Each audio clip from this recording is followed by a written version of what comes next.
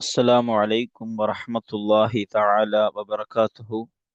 முஸ்தலஹுல் ஹதீஸ் இமாம் யூசுஃபுல் கர்லாவி அவர்களினுடைய முஸ்தலஹுல் ஹதீஸ் கிதாபினுடைய 26ஆம் நாள் பாடத்திலே நாம் அமர்ந்திருக்கிறோம்.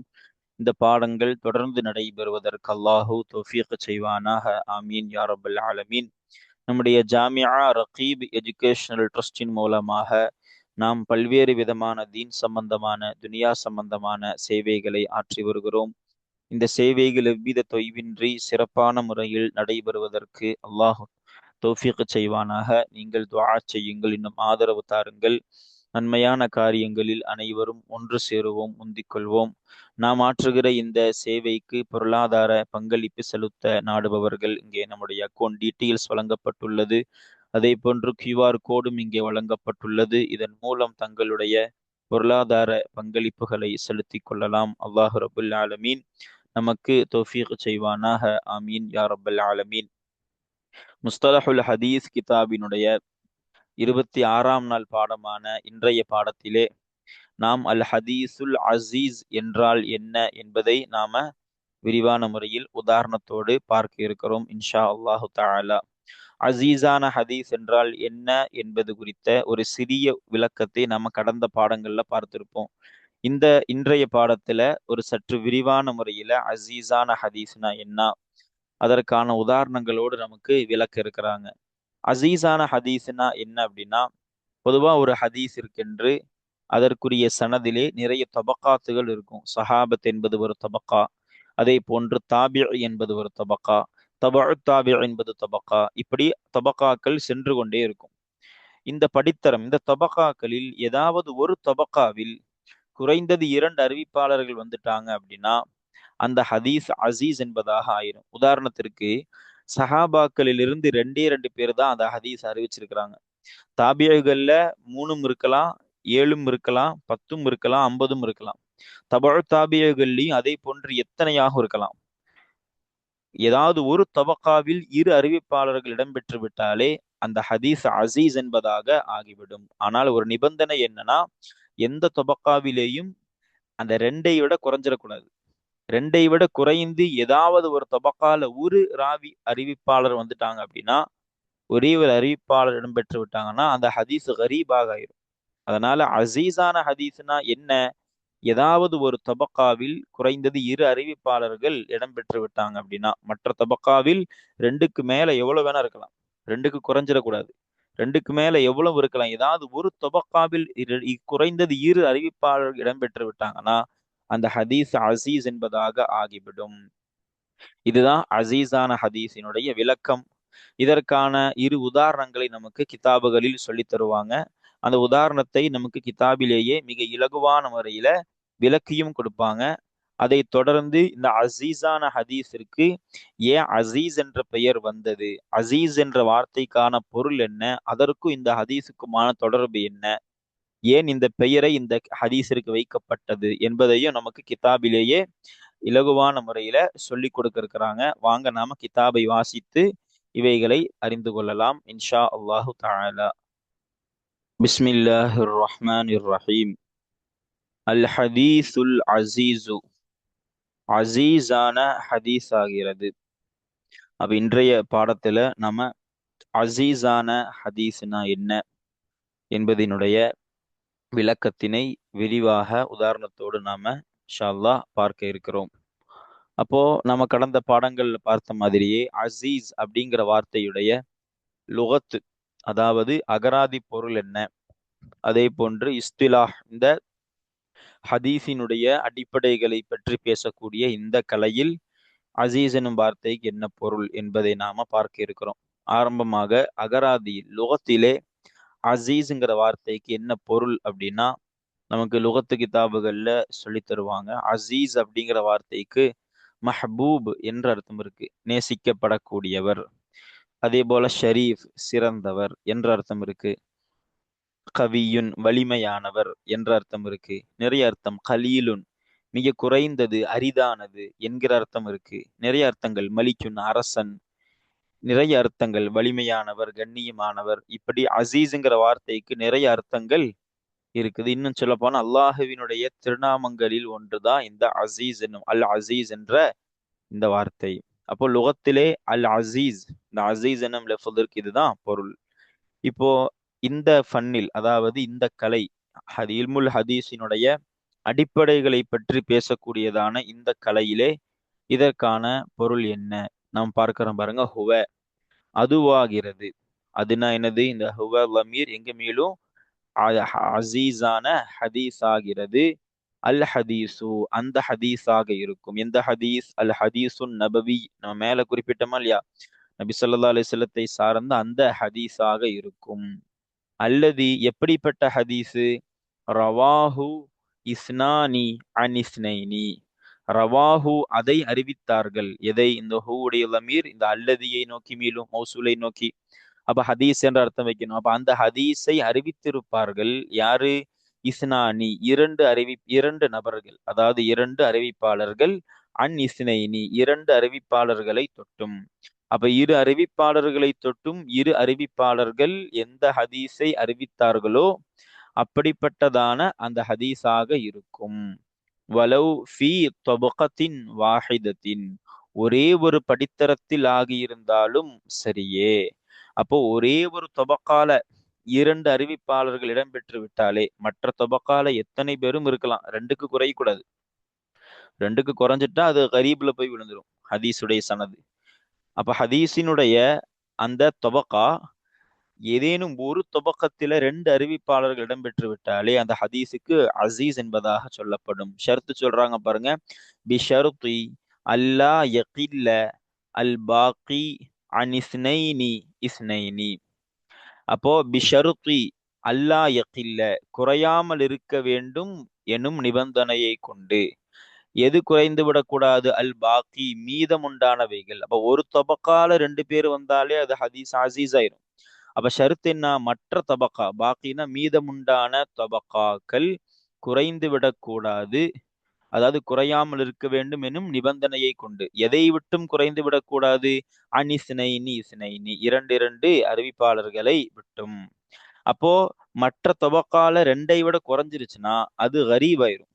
அப்போ குறைந்த அளவிற்கு ஏதேனும் ஒரு தொபக்காவில் ரெண்டு அறிவிப்பாளர்கள் இடம்பெற்று விட்டாலே அந்த ஹதீஸுடைய சனதின் மூலமாக அந்த ஹதீஸு அசீஸ் எனும் பெயருக்கு வந்துவிடும் என்பதுதான் இந்த அல் ஹதீசுல் அசீஸ், அசீஸான ஹதீஸ் என்பதனுடைய இந்த ஃபன்னு. ஹதீஸினுடைய கலையை பற்றி, அடிப்படைகளை பற்றி பேசக்கூடிய இந்த கலையிலே இதுதான் அசீஸான ஹதீஸினுடைய பொருள். அப்ப நமக்கு விளங்கிருச்சு அசீஸான ஹதீஸ்னா என்ன. ஒரு ஹதீஸ் இருக்கு, நிறைய தபக்காக்கள் இருக்கும். சஹாபத்து என்னும் ஒரு தபக்கா, அதே போன்று தாபிழிகள்ங்கிற தபக்கா, அதே போன்று தபு தாபிழிகள்ங்கிற தபக்கா, அவர்களுடைய மாணவர்கள், இப்படி எத்தனை தபக்கா வேண்டுமானாலும் இருக்கலாம். ஏதேனும் ஒரு தபக்காவில் ரெண்டு ராவிகள் இடம்பெற்று விட்டாலே அந்த ஹதீஸ் என்ன ஆயிரும்? அசீஸ் ஆயிரும். மற்ற தபக்காக்களில் ரெண்டுக்கு மேல இருக்கலாம், ஆனா ஷருத்து ரெண்டை விட குறைந்திடக்கூடாது. ரெண்டை விட குறைந்த என்ன ஆயிரும்? கரீப் ஆயிரும் என்பதை நாம நினைவு வச்சுக்கணும். இப்போ அசீஸான ஹதீஸினுடைய இரண்டு உதாரணங்கள் நமக்கு சொல்லுவாங்க. மேலுள்ள கரீபை பற்றி பேசும் பொழுது நமக்கு அப்படிதான் ரெண்டு உதாரணங்களை சொன்னாங்க. அந்த ரெண்டு உதாரணத்திற்கான காரணத்தை நாம விளக்கி இருந்தோம். அதே போன்று இந்த அசீஸான ஹதீஸுடைய இந்த விஷய பாடத்திலையும் நமக்கு என்ன சொல்லித்தர போறாங்கன்னா ரெண்டு உதாரணங்களை சொல்ல போறாங்க. யாரு? முசன்னிஃபு ரஹிமஹுல்லா. பாருங்க அந்த உதாரணங்களை பார்ப்போம். மிசாலுஹு அதனுடைய உதாரணமாகிறது. எதனுடைய? இந்த ஹூடைய லமீரை நாம இந்த அல் ஹதீசுல் அசீஸை நோக்கி மீட்டணும். அப்போ அந்த அசீஸான ஹதீஸினுடைய உதாரணமாகிறது ஹதீசு லா யுமினு அஹதுக்கும் ஹத்தா அகூன அஹப்ப இலைஹி, இலைஹன்னு போட்டிருக்காங்க. இது அச்சுப்பிழையாக வந்துள்ளது. இலைஹி மின் வாலிதிஹி வ வலதிஹி என்னும் ஹதீஸாக இருக்கும். அப்போ அசீஸான ஹதீஸுடைய உதாரணமாகிறது இந்த ஹதீஸாக இருக்கும். இந்த ஹதீஸிற்கான பொருள் என்ன பாருங்க. லா யுமினு அஹதுக்கும், உங்களில் எந்த ஒருவரும் ஈமான் கொள்ள மாட்டார், அதாவது பரிபூர்ண முஃமினாக ஆக மாட்டார்.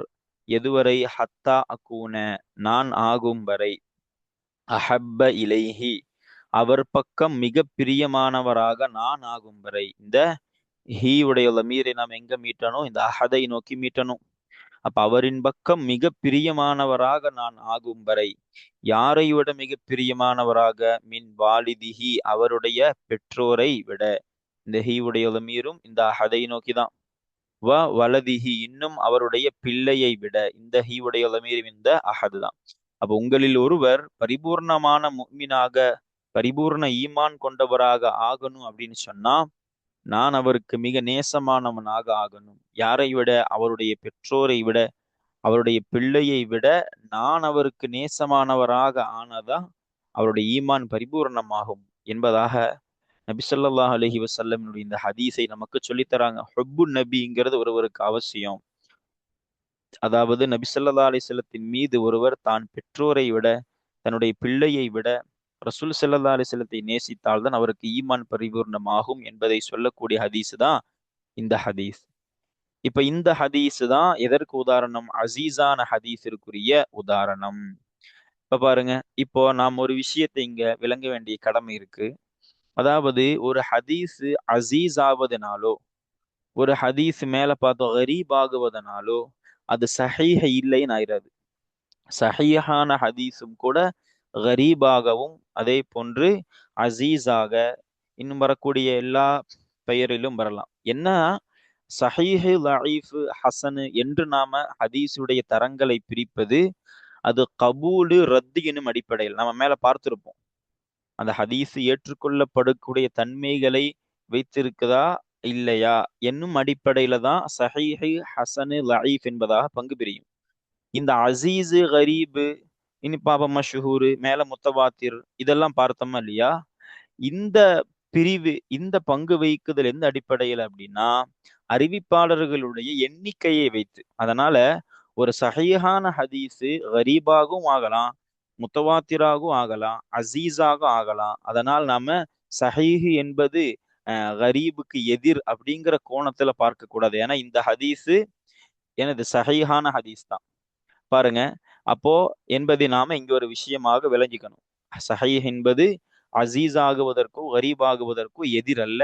அது வேற கோணம், இது வேற திசை.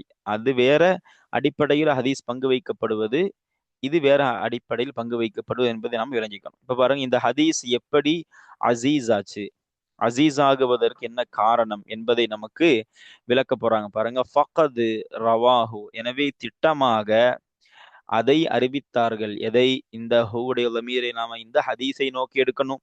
இந்த லா யுமின் என்று துவங்கக்கூடிய இந்த ஹதீஸை திட்டமாக அறிவித்தார்கள். மினஸ் சஹாபத்தி, சஹாபாக்களிலிருந்து அறிவித்தார்கள். யாரு? அனசுன், அனஸ் ரதியல்லாஹு தஆலா அன்ஹு, வ அபூ ஹுரைரத்த, இன்னும் அபூ ஹுரைரா ரதியல்லாஹு தஆலா அன்ஹு. அப்ப சஹாபாக்கள்ல ரெண்டு பேர் அறிவிச்சிருக்கிறாங்க. யாரு? அனஸ் ரதியல்லாஹு அன்ஹுவும் அபூ ஹுரைரா ரதியல்லாஹு அன்ஹு. தொடர்ந்து சொல்றாங்க பாருங்க, வ ரவாஹு, இன்னும் அதை அறிவித்தார்கள். எதை? இந்த ஹூவுடைய லமீரையும் நாம எங்க நோக்கி மீட்டணும்? இந்த ஹதீஸுவை நோக்கி மீட்டணும். அப்ப இந்த லா யுமினு என்று துவங்கக்கூடியதான இந்த ஹதீஸை இன்னும் அறிவித்தார்கள். அன் அனசின், அனஸ் ரதியுல்லாஹு தஆலா அன்ஹுவை தொட்டும் அறிவித்தார்கள். யாரு? இஸ்னானி, இரு நபர்கள். மினத் தாபிஈன, தாபிகளிலிருந்து இரு அறிவிப்பாளர்கள் இந்த ஹதீஸை அனஸ் ரதியல்லாஹு தஆலா அன்ஹுவை தொட்டும் அறிவித்தார்கள். ஹுமா, அந்த இருவராகிறவர்கள். எந்த இருவர்? இந்த ஹுமாவுடைய லமீரை நாம சரியான முறையில இந்த இஸ்னானியை நோக்கி மீட்டணும். தாபியின்களிலிருந்தும் ரெண்டு பேர் அறிவிச்சாங்கன்னு சொன்னாங்களா இல்லையா? அந்த இருவராகிறவர்கள் கத்தாதத்து வ அப்துல் அசீஸ் இப்னு சுஹைபின் ரதியல்லாஹு தஆலா அன்ஹுமா. அப்ப கத்தாதா ரஹிமஹுல்லாவும் அப்துல் அசீஸ் ரஹிமஹுல்லா, இந்த இருவருமாக இருக்கிறார்கள். யாரு? தாபியின்களிலிருந்தும் அறிவித்தவங்க. அப்ப சஹாபாக்களிலிருந்தும் ரெண்டு சஹாபிகள். அதே போன்று அனஸ் ரதியல்லாஹு அன்ஹு அவர்களிடமிருந்து அறிவிச்ச அதே இன்னொரு ரெண்டு பேர் யாரு? தாபியின்களிலிருந்து கத்தாதா ரதியல்லாஹு அன்ஹுவும் இன்னும் அப்துல் அசீஸ் ரதியல்லாஹு அன்ஹு. இன்னும் சொல்றாங்க பாருங்க, வரவாஹு அன் கத்தாதத்த இஸ்னானி, வரவாஹு, இன்னும் அதை அறிவித்தார்கள். எதை? இந்த ஹூடைய மீறி இந்த ஹதீஸை நோக்கி மீட்டணும். இது லா யுமினு என்று துவங்கக்கூடியதான அந்த ஹதீஸை இன்னும் அறிவித்தார்கள். அன் கதாதா ரஹிமஹுல்லாவை தொட்டும் அறிவித்தார்கள். இஸ்னானி இரு அறிவிப்பாளர்கள், இரண்டு நபர்கள். ஹுமா அந்த இரண்டு நபர்கள் ஆகிறவர்கள். அதாவது இந்த ஹுமாவுடைய லமீரை நாம இந்த இஸ்னானியை நோக்கி மீட்டணும். அந்த இரண்டு நபர்களும் ஆகிறவர்கள் யாரு? ஷுபத்து வ சயீதுன்.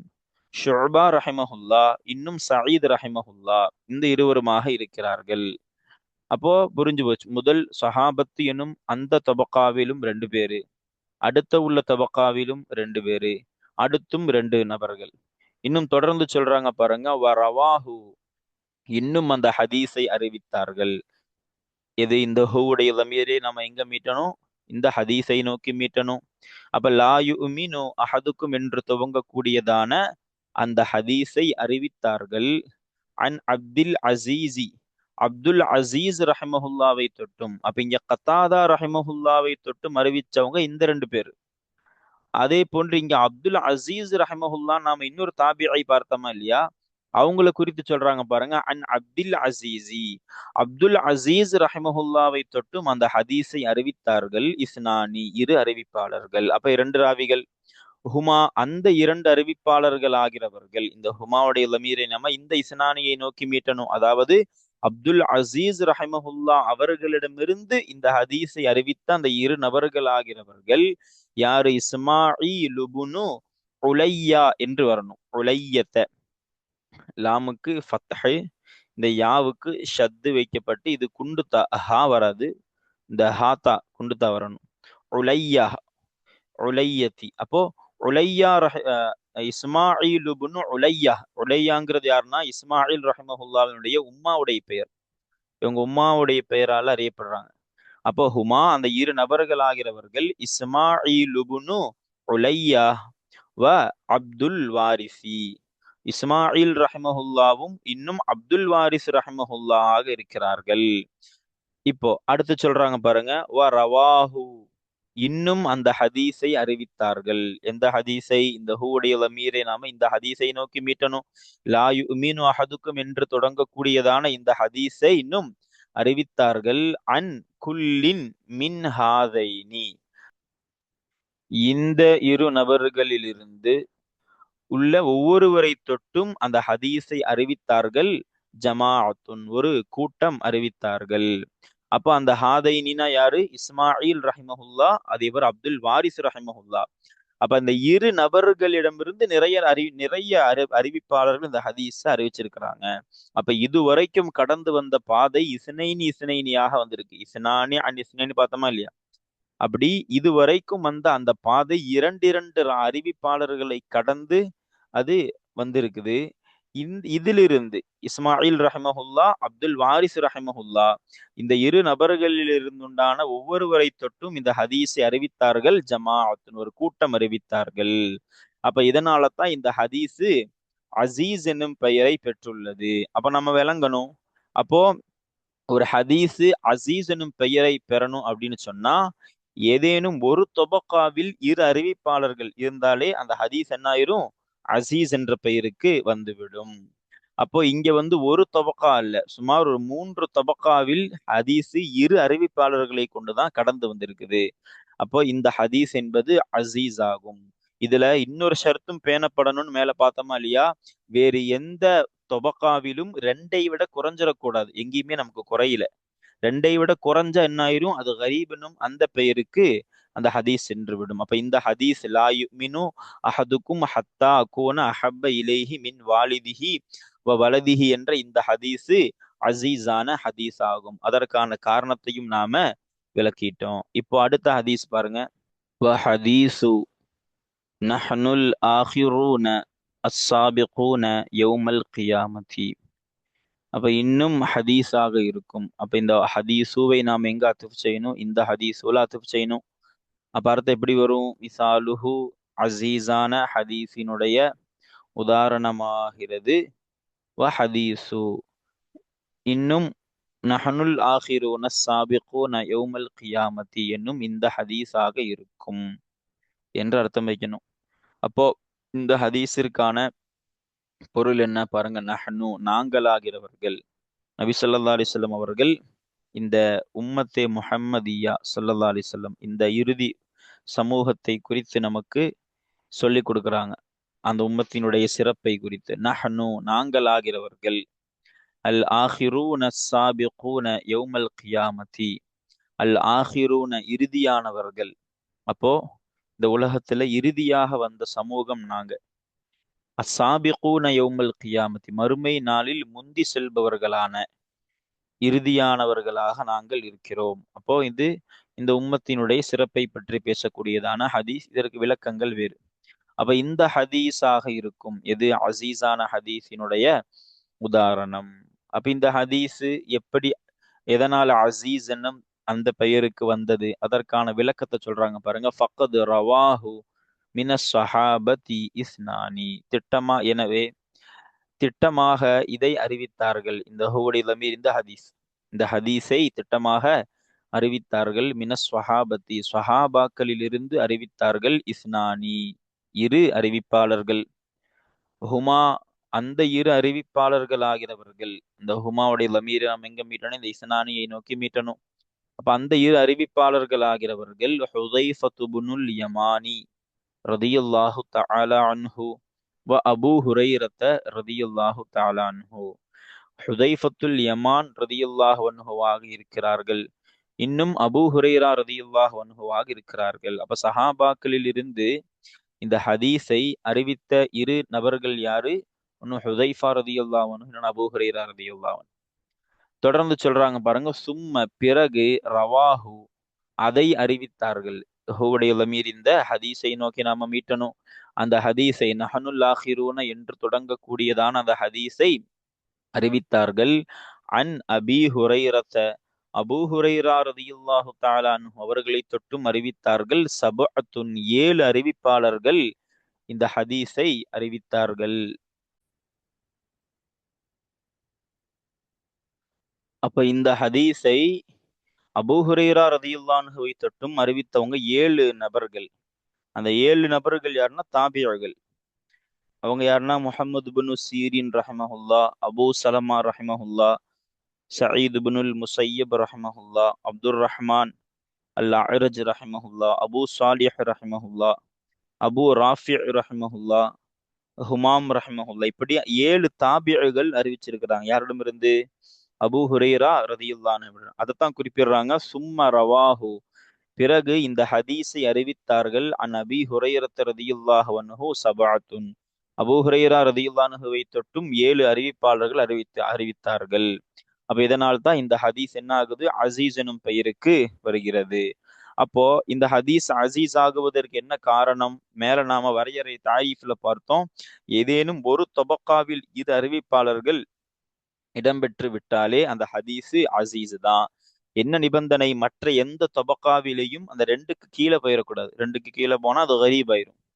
அதுதான் அந்த நிபந்தனை இங்க பேணப்பட்டிருக்கு. சஹாபத்து எனும் அந்த தபக்காவிலே இரு அறிவிப்பாளர்கள் தான் இடம்பெற்றிருக்கிறாங்க என்பதனால இது என்னது? இந்த ஹதீஸு அசீஸ் எனும் பெயருக்கு வரக்கூடியதாக இருக்கின்றது. அப்ப இரண்டு ஹதீஸுகளை நாம உதாரணமாக பார்த்திருக்கிறோம். அப்ப இந்த ஹதீஸு பெரும்பாலான தபக்காக்களில் இரு அறிவிப்பாளர்கள் தான் வந்திருக்கிறாங்க. இந்த ஹதீஸு ஒரே ஒரு தபக்காவில் இரு அறிவிப்பாளர்கள். ரெண்டு ஹதீஸுமே அசீஸ் என்னும் தரத்தில் வரக்கூடியதுதான். என்ன காரணம்? ஏதாவது ஒரு தபக்காவில் ரெண்டு பேர் வந்தாலும் சரி, எத்தனை தபக்காவில் ரெண்டு பேர் வந்தாலும் சரி, அந்த ரெண்டு என்னும் எண்ணிக்கைக்கு குறையாம இருந்ததுன்னா அந்த ஹதீஸு அசீஸ் என்னும் பெயருக்கு தான் வரக்கூடியதாக இருக்கும். இப்ப இந்த ஹதீஸிற்கு அசீஸ்ன்னு ஏன் பெயர் வந்தது என்பதை நமக்கு சொல்ல போறாங்க. அதாவது அசீஸ் என்னும் அந்த வார்த்தையுடைய அகராதி பொருளோடு இந்த இஸ்திலாஹியான பொருளை நமக்கு சேர்த்து தர போறாங்க. சும்மிய இன்னும் அது பெயர் வைக்கப்பட்டது. எது? அந்த ஹதீஸ். எந்த ஹதீஸ்? இந்த அல் ஹதீசுல் அசீசு, அந்த அசீஸான ஹதீஸ் பெயர் வைக்கப்பட்டது அசீசன், அசீஸ் என்று பெயர் வைக்கப்பட்டது. எதனால? லி கில்லதி வுஜூதிஹி, அதனுடைய உஜூது குறைவாக இருப்பதனால், அதனுடைய இருப்பு, அதனுடைய உள்ளமை. உஜூதுனா இருப்பது, உள்ளமை என்று அர்த்தம் வைப்போம். அப்ப அந்த ஹதீஸினுடைய இருப்பு குறைவாக இருப்பதனால், அந்த ஹதீஸிற்கு அசீஸ் என்பதாக பெயர் வந்தது. நம்ம மேல பார்த்தோம், அசீஸ் என்னும் அந்த வார்த்தைக்கு கலீல், நாதிர் என்றெல்லாம் அர்த்தம் இருக்கு. குறைந்தது, அரிதானது என்ற அர்த்தம் இருக்கு.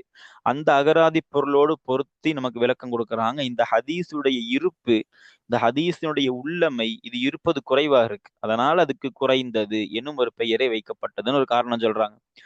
அல்லது இன்னொரு காரணம் சொல்றாங்க பாருங்க, லி குவத்திஹி, அது வலிமையாக இருப்பதனால். எது? அந்த ஹதீஸ், அந்த அசீஸான ஹதீஸ் வலிமையாக இருப்பதனால் அதற்கு அசீஸ் எனும் பெயர் வைக்கப்பட்டது. ஏன்னா அசீஸ்னா கவியுன்னு அர்த்தம் இருக்கு, வலிமையானது, வலிமையானவர் என்றெல்லாம் அர்த்தம் இருக்கு. எதனால் இந்த ஹதீஸு வலிமை எனும் அர்த்தத்திற்கு வருது? எதனால வலி பெறுது இந்த ஹதீஸு? லி அன்னஹு, நிச்சயமாக, ஏனென்றால் நிச்சயமாக அந்த ஹதீஸ் ஆகிறது, இந்த அசீஸான ஹதீஸ் ஆகிறது, தஅஸ்ஸஸ வலுப்பெற்றது, பி ராவின் ஆஹர, இன்னொரு அறிவிப்பாளரை கொண்டு. கரீப்ல ஒரே ஒரு அறிவிப்பாளர் தான், மேல பார்த்தோம். இது இன்னொரு அறிவிப்பாளரை கொண்டு இது என்ன பெறுது? வலுப்பெற்றதனால் இந்த ஹதீஸிற்கு வலுப்பெற்றது என்னும், அசீசுன் வலிமையானது என்னும் பெயர் வைக்கப்பட்டதுன்னு இரண்டு காரணத்தை நமக்கு இங்க குறிப்பிடுறாங்க முஸன்னிஃப் ரஹ்மஹுல்லாஹ் அவர்கள். அப்ப இன்றைய பாடத்துல நாம இந்த அசீஸான ஹதீஸ்னா என்ன, அதற்கான அந்த அசீஸ் எனும் வார்த்தையுடைய அகராதி பொருள் என்ன, அதே போன்று இஸ்திலாஹிலே இந்த ஹதீஸினுடைய அடிப்படைகளை பேசக்கூடியதான இந்த கலையில் இதற்கான பொருள் என்ன என்பதை பார்த்தோம். அதே போன்று அதற்கு இரண்டு உதாரணங்களை குறிப்பிட்டு இரண்டு உதாரணங்களையும் விளக்கி அது ஏன் அசீஸானதுன்னு சொன்னோம். அதே போன்று இரண்டு உதாரணங்களுக்குமான சிறிய வேறுபாட்டையும் நாம குறிப்பிட்டிருந்தோம். கடைசியாக இந்த ஹதீஸ், அசீஸான ஹதீஸிற்கு ஏன் அசீஸ் என்ற பெயர் வைக்கப்பட்டது என்கிற விளக்கத்தோடு இந்த பாடம் நிறைவு பெற்றது. அல்ஹம்துலில்லாஹி ரப்பில் ஆலமீன். இனி வரக்கூடிய பாடங்களில் நாம அல் ஹதீஸுல் மஷ்ஹூரு, மஷ்ஹூரான ஹதீஸ் என்றால் என்ன என்பதை நாம இனி வரும் பாடங்களில் பார்க்கலாம் இன்ஷா அல்லாஹு தஆலா. அஸ்ஸலாமு அலைக்கும் வரஹ்மத்துல்லாஹி தஆலா வபரகாத்துஹு.